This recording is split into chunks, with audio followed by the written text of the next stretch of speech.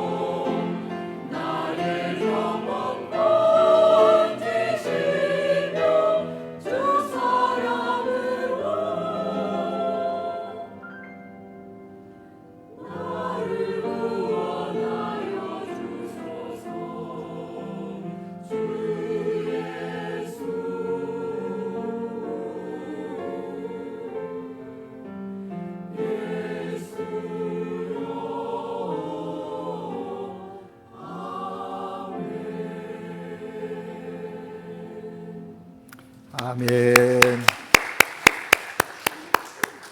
귀한 찬양이 하나님께 영광되고 우리에게 또 은혜가 되었습니다. 오늘 하나님을 예배하는 자리에 함께 나오신 여러분 모두에게 참 좋으신 하나님께서 사랑의 은총으로 품어주시고 또 여러분의 삶 가운데 동행하시며 늘 하는 일들마다 평강 주시기를 주님의 이름으로 축복합니다. 여러분, 우리가 세상을 살다 보면 이해하기 어려운 일들을 종종 경험하고 만나게 됩니다. 왜 나에게 이런 일이 있어야 하는가? 왜 우리의 가정에 또 우리의 기업에 우리 공동체 가운데 왜 이런 일이 있는 것이지? 라고 좀 당황하면서 또 이해가 안 되어지는 일들이 있습니다. 내 잘못에 의해서 또 공동체의 어떤 실수에 의해서 그런 것이라면 이해하겠는데 그러지도 않았는데 애매히 어려움을 겪기도 하고 또 이해되어지지 않는 일들을 만납니다. 그때 우리는 믿음의 사람들이기에 질문합니다. 하나님은 살아계시는 겁니까? 하나님 나를 사랑하십니까? 하나님 나와 함께 하시나요? 라고 우리는 질문합니다. 사회 속의 불의한 일들을 보면 살아계신 하나님, 공의로우신 하나님이 왜 무관심하게 그냥 방치하십니까? 저 일들을 해결하셔야 하는 것 아닙니까? 선하게 살고 의롭게 살려고 하는데 왜 고난 당해야 합니까? 손해봐야 합니까? 하나님, 간섭하시면 안 됩니까? 저 못된 사람들 그냥 싹 쓸어버리면 좋겠는데요, 속이 시원하겠는데요 라고 생각해 볼 때가 있지 않습니까? 사회가 그렇다 하고 교회 공동체는 어떻습니까? 믿음의 사람들이 함께 모여 하나님을 예배하고 하나님의 뜻을 순종하며 살겠다고 하는 이 믿음의 공동체 안에도 여전히 좀 이해되어지지 않는 일들이 벌어지고 있지 않습니까? 교회 안에 하나님을 믿는다는 사람이 왜 저렇지? 어찌 저 사람이 하나님을 믿는다고 우리가 말할 수 있지? 나는 하나님을 믿는 사람인가? 이러고도 내가 하나님을 믿는다고 말할 수 있는가? 스스로에게도 질문해 보면서 나 자신이 나를 이해하지 못하는 그런 일들이 종종 있다라는 것입니다. 왜 그렇습니까? 여러분, 교회는 선하고 의로운 사람들만이 모인 공동체가 아닙니다.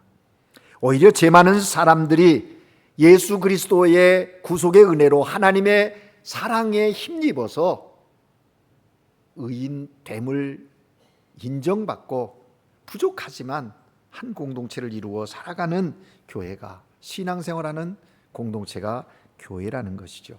그러기에 교회 안에도 여전히 분명 악한 세력이 있고 못된 짓을 하는 사람이 있고 선한 마음 갖지 않은 사람도 분명히 있다라는 것입니다. 그래서 이 지상의 교회는 완전한 교회가 아닌 겁니다. 교회 가면 이런 일이 없을 거라고 왔는데 세상과 별반 다름이 없이 동일하게 교회 안에도 일어나는 거예요. 믿음의 사람들은 그렇지 않겠지 했는데 믿음의 사람들도 별반 다름이 없고 어떻게 보면 더하다는 느낌을 받을 때도 우리에게 있다는 것이죠. 여러분, 이러한 상황에서 여러분 교회를 어떻게 이해하고 하나님을 어떻게 신뢰하며 믿음 생활 하시겠습니까? 이런 갈등들을 어떻게 극복하시겠습니까? 여러분, 우리가 이번 주에 주님이 말씀하신 비유에 대한 말씀을 집중적으로 묵상했습니다. 마태복음 13장은 비유장이라고 이렇게 불려지는 장이에요. 자그마치 13장 한 장에 7가지 비유가 기록되어져 있는 것을 보게 되지요. 예수님께서는 하나님 나라 천국에 대한 말씀을 모인 무리들에게, 제자들에게 가르치실 때 어려운 이야기 하지 않으셨습니다. 그들의 일상의 생활 속에서 접할 수 있는 것들을 예를 들어서 설명을 하면서 하나님의 나라는 이런 거야, 하나님의 자녀, 천국의 백성들은 이런 삶을 사는 거야 라고 말씀하며 가르치셨습니다. 여러분, 오늘 우리가 읽은 본문은요, 특별히 우리가 잘 아는 대로 곡식과 가라지의 비유라고 제목이 붙은 그런 비유의 말씀이에요. 특별히 이 가라지의 비유라고도 이야기하는데, 앞서 제가 설명한 그런 의문과 이해되어지지 않는 그런 상황들을 하나님의 나라 천국 백성으로 모여있는 교회 공동체 안에서도 그런 일들이 벌어진다고 하면 어떻게 이해해야 하는가? 그 이해력을 돕는 아주 적합한 말씀으로 오늘 우리에게 주님은 비유로 말씀하고 계신다는 겁니다. 여러분, 오늘 본문 27절을 봅니다. 집주인의 종들이 와서 주인에게 밭에 좋은 씨를 뿌리지 아니하였나이까? 라고 질문해요. 사실 이 가라지의 비유에 좋은 씨를 주인이 종들을 시켜서 뿌렸던 거죠. 그런데 좋은 씨만 뿌렸는데 그 밭에서 좋은 씨만 나는 것이 아니라 가라지가 함께 있더라는 겁니다. 그래서 주인의 종들이 깜짝 놀란 거예요. 아니, 우리는 분명 좋은 씨를 뿌렸는데 왜 이곳에 가라지가 있는가? 그게 궁금해서 주인에게 와서 묻는 내용이 27절이에요. 주여, 밭에 좋은 씨를 뿌리지 아니하였나이까? 그런데 가라지가 어디서 생겼습니까? 라고 물은 거죠. 농장 주인은 분명 최고로 좋은 종자를 사다가 밭에 뿌렸습니다. 그런데 나중에 종들이 보니까 뿌리지 않는 가라지가 알곡과 함께 그 밭에 자라고 있더라는 것이지요. 여기 가라지란, 여러분 우리 한국 농경 문화에서 비유한다면 벼와 함께 자라는 피, 피 뽑는 일 있잖아요. 어르신들 농사를 지어보세요. 피 뽑는 일이 보통 일이 아니거든요. 그런가 하면 이 보리철에는요, 그 보리밭에 깐부기가 함께 자라나는 거예요. 근데 그 보리가 아니기 때문에 그걸 또 이 제거하는 일들 만만치 않거든요. 굉장히 귀찮고 번거롭고 힘겹게 하는 거거든요. 종들이 주인에게 당장 저 못된 가라지들을 뽑아야 되는 것 아닙니까? 뽑겠다고 지금 이 비유에 보면 종들이 주인에게 와서 말하는 겁니다. 근데 여러분 보십시오. 뽑아야 되지 않습니까? 라고 말하니까 주인이 그 종들에게 뭐라고 이야기합니까? 통상적으로 보면 관례적으로 그런 밭에 가라지나 이 피 깐부기 같은 게 있으면 빨리 뽑아내고 제거해서 모든 영양분이 그 본 곡식에 집중되게 하는 것이 농부의 일 아니겠습니까? 그런데 오늘 이 주인은 뭐라고 말하냐면 뽑지 말라는 겁니다. 뽑지 말고 두다가 추수 때까지 그냥 가만두라는 거예요. 그러면 추수 때 가서 종들에게 명하여서 그 추수 때의 알곡은 곳간에 넣고 가라지는 불 속에 던져 넣겠다. 그렇게 이야기를 하는 겁니다. 여러분, 이 가라지 비유는 사실 오늘 24절에서 30절까지로 끝나지 않아요. 여러분 이미 묵상해서 아시지만 이 가라지 비유가 그 다음에 다시 36절에서 43절에 이어지고 있는 것을 보게 됩니다. 거기 보면 이 가라지 비유를 들은 제자들이 예수님께 말씀을, 선생님, 아까 말씀하신 그 가라지 비유를 좀 설명해 주십시오 라고 요청을 하게 됩니다. 그러니까 예수님께서 그 비유를 제자들이 알아듣도록 하나하나 잘 설명해 주세요. 뭐냐면 좋은 씨를 뿌린 이는 인자다. 주님 자신이라는 거죠. 그리고 밭은 세상이다. 좋은 씨란 천국의 아들들이고 가라지란 악한 자들의 아들이다. 악한 자의 아들들이다. 그리고 가라지를 뿌린 자는 뭐냐? 가라지를 뿌린 그것은 누구냐? 원수요 마귀라고 예수님께서 해석을 해 주십니다. 그리고 여기 말하는 추수 때란 세상 끝날이요, 또 추수꾼은 천사들이라고 예수님께서 당신이 하신 비유에 대해서 그 비유를 하나하나 해석해 주시는 거예요. 그리고 이어지는 40절에 마치 30절과 같이 이렇게 내용의 말씀이 이어집니다. 그런즉 가라지를 거두어 불에 사르는 것 같이 세상 끝에도 그러하리라. 인자가 그 천사들을 보내어 그들이 이 세상에서 모두 넘어지게 하는 것과 또 불법을 행하는 자들을 거두어 풀무불에 던져 넣으리니 거기서 울며 이를 갈게 되리라. 그리고 의인은 자기 아버지 나라의 해와 같이 빛나리니 귀 있는 자는 들으라. 주님께서 하신 가라지 비유를 잘 해석하시고 결론을 지어 주시는 것입니다. 여러분, 이 무슨 말씀입니까? 그러니까 지금은 함께 섞여서 사는 것, 알곡과 가라지가 함께 더불어 사는 것은 알곡의 운명이라는 겁니다. 추수 때까지 그렇게 살아야 됩니다. 그런데 그 알곡과 가라지가 극명하게 나누어지는 때가 언제인가? 추수 때라고 말씀하시는 것입니다. 이것이 예수님이 무리들에게 비유로 말씀하신 하나님의 나라 가라지 비유이고 제자들에게 해석해 준 내용입니다.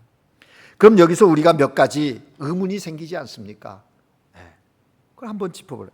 왜 밭에 심지도 않은 가라지가 나고 또 이 세상에는 선보다 악이 득세하는가라는 것입니다. 왜? 우리가 질문해 볼 수 있지 않습니까? 왜 주인이 심지도 않았던 그 밭에 가라지가 뿌려지고 자라게 됐느냐라는 것입니다. 실제 밭에서 작물을 재배해 보신 분들은 경험해서 알 겁니다. 잡초 등살에 농사 짓기가 쉽지 않다고 농부들은 이야기합니다. 심지도 않은 잡초는요, 정성스럽게 심고 가꾸는 작물보다 훨씬 더 잘 자랍니다. 뿐만 아니라 그 잡초가 왜 그렇게 뿌리가 깊은지 또 이 번식률이 넓어요. 옆으로 얼마나 많이 퍼져나가는지. 잡초의 생명력은 정말 강하고 무섭다는 것이죠. 농사는 그야말로 그래서 잡초와의 전쟁이라고 할 만큼 잡초를 제거하는 일이 큰 일 중에 하나라는 거죠. 세상도 마찬가지입니다. 여러분 보십시오. 악이 선보다 훨씬 더 강력하고 파괴적이고 공격적인 것이 사실 아닙니까? 하루가 멀다 하고 끔찍한 일들이 벌어지는데 어쩌면 지금도 어디선가 말도 안 되는 부조리한 일들이 꾸며지고 실행되어지고 그렇게 사회 속에 행해지고 있을 것입니다. 그래서 사회를 어지럽게 합니다. 그런 모습을 보면서 우리는 어떻습니까? 좌절하고 회의에 빠지는 거예요. 또 시험에 들어가면서 계속 의문을 품게 되는 것이죠. 진짜 하나님은 살아계시는 건가? 왜 하나님은 이런 세상의 꼴을 보고도 침묵하시는 걸까? 하나님은 잔인한 분이 아니시고 선한 분이시라고 하셨는데 그 선한 분이 왜 세상의 악을 보고 모른 채 하시지? 정말 공명정대하고 공평하신 분이시라면, 정의로우신 분이시라면 세상의 이 부조리와 불합리에 좀 뭔가 손을 대야 되는 것 아닐까? 그런 의문과 회의가 우리들 마음 깊은 곳에서부터 계속 살아난다는 거죠. 여러분 한번 생각해 보십시오. 원래 하나님이 처음 세상을 창조할 때 보시기에 좋았더라. 매우 감탄하시고 정말 완벽했지 않습니까? 그런데 어째서 뿌리지도 않은 가라지가 나고 독하고 악한 잡초들이 득세를 하면서 이렇게 모순에 찬 불합리한 세상으로, 삶으로 확대되어져 가고 있느냐라는 것이죠. 그런 물음에 대해서 주님은 이 비유를 통해서 뭐라고 대답하시는가요? 여러분 25절에 보니까 이렇게 말씀합니다. 사람들이 잘 때에 그 원수가 와서 곡식 가운데 가라지를 덧뿌렸다. 또 28절에 보니까 원수가 그렇게 하였구나 라고 얘기합니다. 원수가 그렇게 하였구나. 그런데 알곡 가운데 그렇게 몰래 가라지를 뿌리고 간 원수의 정체가 뭐예요? 원수가 그렇게 했다는 거예요. 주인은 뿌리지도 않았어요. 종들을 시켜서 하지도 않았는데 원수가 그렇게. 근데 그 원수의 정체가 뭐예요? 39절에 보니까 주님께서 풀어주신 그 해석에 설명하신 39절의 원수의 정체는 마귀라고 그렇게 주님이 말씀하고 있습니다. 그렇습니다, 여러분. 마귀가 바로 주인의 아름다운 밭에 가라지를 뿌린 주범이라는 거예요. 마귀가 바로 좋은 씨만 뿌린 주인의 밭에 몰래 와서 가라지를 뿌려서 불신과 아픔을 조장하고 온갖 부조리와 모순을 야기시킨 그런 원수라는 겁니다. 여러분, 그렇습니다. 주님이 이 세상에 알곡을 뿌리시듯 마귀도 주인의 밭에 몰래 가라지를 뿌린다는 거예요. 이제 왜 심지도 않은 가라지가 함께 자라고 독초 잡초가 나는지 아시겠습니까? 이거는 개인에게도 그렇고 가정이나 공동체나 사회 속에 동일하게 적용되어질 그런 내용입니다. 마귀가 알곡들을 해치고 이 세상의 평화를 유린하며 자신의 어두운 세력을 확장하기 위해서 그렇게 계속해서 모순과 부조리, 온갖 비극과 아픔의 씨앗들을 뿌린다는 거예요. 그것이 인생의 가라지이고 사회의 가라지이고 가정의 가라지이고 공동체의 가라지라는 것입니다. 그렇다면 이런 원수 마귀의 행위에 대한 주님의 대응은 뭡니까? 하나님의 반응은 뭡니까? 오늘 본문의 비유 속에 주인의 반응을 보면 알 수 있다는 거예요. 주인의 그 반응을 주목해 보십시다. 종들이 당장 저 못된 가라지를 다 뽑아버리겠다고 합니다. 저거 뽑아내야 하는 거 아닙니까? 뭐라고 얘기해요? 집주인 종들이 와서 말하되 주인의 밭에 씨를 뿌리지 아니하였나 그렇다 하니까 생겼나이다. 주인이 이르되 원수가 그랬다. 주인이 이르되, 그러면서 28절에 그런 얘기를 하죠. 우리가 가서 이것을 뽑기를 원합니까? 지금 뽑아버릴까요? 라고 말했다라는 것이죠. 그때 주인이 뭐라고 말했냐면, 놀랍게도 그렇게 하라 말하지 않고 앞서 말씀드린 대로 추수 때까지 함께 자라게 둬라. 추수 때까지 함께 둬라. 그렇게 말씀하십니다. 여러분, 이게 말이 됩니까? 우리의 이성으로 이해가 됩니까? 그것도 하루 이틀 그냥 뒀다가 좀 있다가 뽑자, 뭐 이런 얘기라도 하셨으면 될 것 같은데, 언제까지요? 추수 때까지.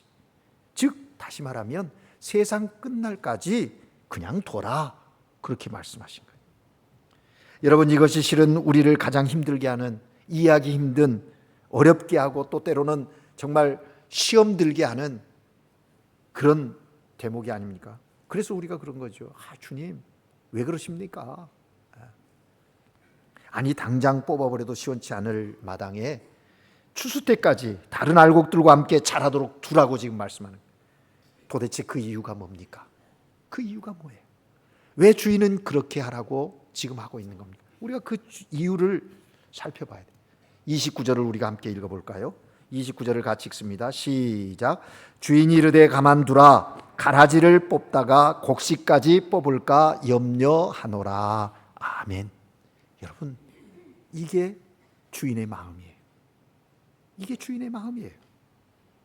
가만둬라. 가라지를 뽑겠다고 하다가 곡식 그것까지 뽑을까 내 마음이 염려된다. 그렇게 말씀하시는 거예요. 여러분, 그러나 이 주인의 이 말을 오해하지 않기를 바랍니다. 주인이 가라지를 그냥 두라고 한 것은 결코 가라지에 대한 배려가 아니고 가라지에 대한 호의가 아니라는 거예요. 이 주인의 마음은 어디에 포커스가 맞춰 있냐면 뭐예요? 곡식, 그 알곡에 온 마음이 집중되어져 있다는 겁니다. 가라지와 함께 있으면서 당하는 그 힘겨움, 왜 주인인들 모르겠습니까? 넘어지고 또 정말 오해되어지고 이런 일들을 왜 모르겠어요? 다 한데, 그래서 저걸 다 제거해버리면 속 시원할 것 같은데, 이 주인의 마음은 그거예요. 곡식까지 뽑을까 염려한다. 오직 알곡을 위한 선택인 것을 우리가 알게 되는 것이죠. 왜 주인이 당장 이 가라지를 제거하라고 하지 않았는지, 그게 우리는 그 주인의 마음 속에서 우리를 향한 아버지 하나님의 마음을 느끼게 된다는 거죠. 어쩌면 종들과 대비해서 보면 주인이 그 곡식에 대한 그 애절함이 더했다라는 느낌도 받게 되는 것이죠. 그러나 그렇게 하다가 자칫 알곡들을 다치게 할 수도 있다는 그 생각에 가라지는 알곡보다 더 깊이 뿌리를 내리고 더 넓게 퍼져 있기 때문에 가라지를 없애려고 뽑으면 그 아직 성숙하지 못한 곡식, 그 알곡이 더불어 뽑혀서 말라버리거나 생명을 잃어버리거나 어려움을 당하게 될 거라는 거죠. 그래서 주인은 그 마음으로 그렇게 말씀하고 있다. 가라지를 위해서가 아니라 순전히 알곡을 지키고 보호하기 위해서, 알곡들의 피해를 최소화하기 위해서 둘 다 언제까지? 추수 때까지 함께 자라게 두라는 거예요. 그랬다가 추수 때 내가 추수꾼들에게 명하여 가라지는 거두어 불사르게 하고 알곡은 모아 곡간에 넣겠다. 이게 주인의 판단입니다. 여러분, 이 주인의 이 판단과 처분에 대해서 여러분 어떻게 생각해요? 역시 깊으신 분이구나 느끼십니까? 아니면 그래도요 주님, 그래도요 저는 이거 인정합니다. 여러분, 가라지의 운명이나 이 세상의 모든 모순과 부조리 최후 뭐예요? 이미 이 주인의 판결에 보면 결정 난 거예요. 결정 난 거예요. 지금 당장 제거 안 했어도 결정 나 있는 그들의 최후가 어떨 것인가는 이미 결정되어져 있는 것을 볼 수가 있는 거죠. 그들은 다 추수 때까지 시한부 인생을 시한부인 것이야. 그러나 추수 때까지 우리 중 누구도 가라지를 피할 수 없다라고 하는 것, 우리는 이걸 기억해야 합니다. 그래서 믿음으로 신앙의 삶을 산다고 하는 우리에게 지금 가라지가 있을 수 있어요. 그러나 그런 가라지들로 인하여 낙심하지 마십시오. 절망하지 마십시오. 함께 있을 수밖에 없는 거예요. 어쨌든 그게 우리를 사랑하시는, 또 우리를 위하시는 하나님의 기쁘신 뜻이라고 하면, 비록 이제 우리는 하나님의 그 심오한 뜻을 그 순간에는 다 헤아리지 못하지만 궁극적으로 하나님의 그 신비로운 섭리와 경이로운 그 계획이 거기에 있다는 것을 믿고 나아가야 한다는 거죠. 그래서 이제 우리 스스로에게 질문합니다. 그러면 나는 어떻게 살아야 하는가? 우리는 어떻게 살아야 하는가? 피할 수 없이 죽을 때까지 가라지와 함께 살아야 한다면, 그것이 운명이라고 한다면 이제 나는 어떻게 해야 하는가? 이게 오늘 이 가라지 비유를 통해서 주님이 우리에게 주시는 궁극적인 메시지예요. 여러분, 25절을 보십시오. 원수가 언제 주인의 밭에 가라지를 뿌리고 갔다고 했습니까? 사람들이 잘 때라고 했어요. 여기서 우리는 이런 상황 속에서 우리가 어떻게 살아야 하는지 답을 찾게 되는 것입니다. 그렇습니다, 여러분. 마귀는 늘 사람들이 잘 때 나쁜 짓을 합니다. 음침하고 어두운 곳을 좋아하고 야행성이, 항상 어두움을 틈타서 사람들이 잘 때 주의 밭을 이렇게 엎으려고 하고 거기에 선하지 못한 씨를 뿌린다는 거예요. 사람들이 잘 때 그 영혼에 악한 가라지를 뿌리는 것이죠. 가족들이 다 깊은 잠에 빠져 있을 때 그 가정에 몰래 가라지를 뿌려요. 누가요? 원수 마귀, 사탄이 그렇게 하는 거예요. 여러분, 원수 마귀는 성도들이 깨어있지 않는 다 잘 때 가정과 교회 몰래 가라지를 뿌리고 사회 속에도 그렇게 한다는 거예요. 그래서 누구나 어떤 가정이나 깨어 기도하지 않으면, 영적으로 깨어있지 않으면, 영적인 깊은 잠에 빠져버리면 이렇게 주님의 마음이, 알곡에 대한 마음이 간절함에도 불구하고 그 인생의 삶 속에, 그 가정 가운데 가라지가 뿌려져서 싹이 나서 기운을 약화시키는 일을 한다는 것이죠. 그러기에 우리는 근신하여 쉬지 않고 기도하여야 합니다. 말씀 가운데 깨어 있어요. 여기에 우리가 말씀을 매일 묵상해야 하는 이유가 있고 깨어 기도해야 하는 이유가 있고, 예수 그리스도 안에서 우리를 향한 하나님의 뜻이 뭡니까? 항상 기뻐하라, 쉬지 말고 기도하라, 범사에 감사하라. 무슨 얘기입니까? 영적으로 깨어 있으라는 거거든요. 그 모든 것은 하나님과의 관계를 잘 가지라는 거거든요. 그러면 악한 마귀가 가라지 씨를 뿌릴 수 없다는 거예요. 잠에 빠지니까 뿌려지게 된 것이에요. 성도들이 잘 때 악한 마귀 사탄은 영혼을 훔쳐가는 거예요. 그래서 늘 깨워 기도하라고, 늘 말씀 안에 살라고, 성령 충만함 가운데 머물라고 얘기해요. 여러분, 그러한 우리의 행동을 하면 우리의 생각과 우리의 마음이 기도와 말씀, 성령의 지배 아래에 있게 되는 거 아닙니까? 그럴 때는 가라지가 나올 수가 없는 거예요. 근데 거기에서 놓여지고 잠에 빠져버리면 그렇게 된다는 거죠. 여러분, 마귀의 목표는 언제든지 알곡들을 넘어뜨리는 데 있습니다. 알곡을 불행하게 하고 실패하게 해서 하나님의 곳간에 들어가지 못하게 하는 것이 악한 원수 마귀의 목표이고 목적이에요. 여러분, 잘 기억하십시오. 마귀는 알곡을 가라지되게 하지는 못하지만 넘어지게, 마귀는 그런 알곡을 가라지되게는 못해요. 그런데 알곡이 넘어지게는 한다니까요.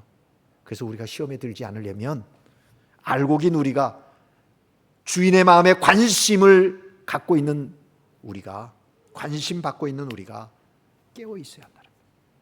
41절을 보십시오. 주님이 마귀를 모두 넘어지게 하는 자라고 그렇게 말씀하고 계시지 않습니까? 인자가 그 천사들을 보내니 그들이 그 나라에 모두 넘어지게 하는 것과 불법을 행하는 자들을 거두어 내리라. 마귀는 넘어지게 하는 것이고 불법을 행한다는 것이죠. 치명적인 재앙으로 깊은 잠에 빠지게 하여 우리를 넘어지게 하는 거예요. 그래서 늘 깨어 있어야 하고 근신해야 하고 쉬지 말고 기도하며 성령 충만한 가운데 있어야 한다. 여러분, 우리는 하나님의 알곡들이라는 사실 하나만 누려도 정말 충분합니다. 홍대가 잘 때 도적들이 들을까? 마귀와 와서 가라지를 뿌리지는 않을까? 유리는 하지는 않을까? 늘 경계하고 자기 자신을 관리하는 것, 이걸 우리는 경건 훈련이라고 해요. 경건 생활이라고 해요. 어차피 추수 때까지, 세상 종말까지 함께 두라고 하셨다면, 가야 하는 것이 우리의 그 사실이라면, 그런 가운데서도 우리가 넘어지지 않도록 알곡됨을 유지할 수 있도록 그렇게 해야 한다. 여러분, 우리에게 희망이 있지 않습니까? 추수 때까지만 견디면 그 다음에 가라지 없는 세상, 가라지 없는 세계에서 그 어떤 모순과 부조리, 아픔, 고통, 갈등, 전쟁, 분열이 없는 그런 아버지 집에서 행복하게 살게 되는 거예요. 살게 되는 거예요. 그 영원함이, 영원한 생명이 보장되어 있지 않습니까? 그래서 추수 때를 사모하며 기다리고 견디는 거예요. 이게 믿음 생활이에요. 신앙이란 인내하는 거예요. 사실 이 13장의 비유들의 핵심적인 메시지의 중요한 단어는 기다림이거든요. 기다림. 누룩, 겨자씨 비유, 씨 뿌리는 자의 비유, 그 내면에 보면 인내에 대한 부분들이 많이 담겨 있는 걸 봐요. 여러분, 마지막으로 43절을 한번 읽어볼까요? 함께 읽겠습니다. 시작. 그때의 의인들은 자기 아버지 나라의 해와 같이 빛나리라. 귀 있는 자는 들으라. 아멘. 여러분, 우리가 감사해야 할 것 아닙니까? 아버지 나라의 해와 같이 빛난 일만 남아있다는 거예요. 그러니 추수 때까지 우리는 어떻게 살아야 한다? 깨어 있어야 한다. 영혼의 잠에 빠지지 말아야 한다라는 것입니다. 사랑하는 여러분, 가라지가 잔뜩 뿌려져 있는 세상에서 오늘 우리는 어떻게 살아야 합니까? 나의 삶에 고통을 주는 가라지는 무엇입니까? 지금 당장 내가 뽑아버리고 싶은 가라지는 어떤 것인가요? 그 가라지 같은 사람 여러분에게 있습니까? 그런데 주님은 그것을 왜 아직 뽑지 않으시고 뽑지 말라, 가만두라 말씀하실까요? 추수 때까지 두라는 거예요. 오늘 말씀을 통해서 주의 음성에 해답을 받으신 줄로 믿습니다. 하나님이 우리에게 선악간에 분별하시는 하나님의 의로우심을 믿는 믿음, 그것을 가지고 아무리 세상이 흔들리고 세상이 혼탁스럽고 모순되고 이해되어지지 않는 일들이 있다 할지라도 우리는 굳굳하게 믿음을 가지고 인내하며 하나님의 자녀의 삶을 살아가는, 그래서 하나님의 영광을 볼 수 있는 그런 믿음의 사람들 되시기를 주의 이름으로 축복합니다. 기도하겠습니다.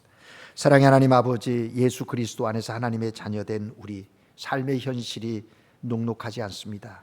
여전히 불합리하고 모순되고 불의한 것들이 판을 치는 그런 삶의 현장에 있는 것을 우리가 인정합니다. 오늘 주님 가라지의 비유를 통하여 우리에게 말씀하신 추수 때까지 함께 두라고 하시는 주님의 그 마음을 헤아려 알게 하시고 그 뜻 안에서 오늘 내가 어떻게 살아야 할지 분명히 깨닫고 이제 그렇게 믿음의 삶을 살아가는 우리의 믿음의 자녀들 되게 하시고 한국인교회 공동체 되게 하옵소서. 그래서 마지막 때에 그날에 하나님이 우리에게 약속하신 그 놀라운 은혜의 영광을 누리는 복된 하나님의 사람들 다 되게 하옵소서. 늘 주께 더 가까이 나가는 믿음의 삶 살게 하옵소서. 예수 그리스도 이름으로 기도합니다. 아멘.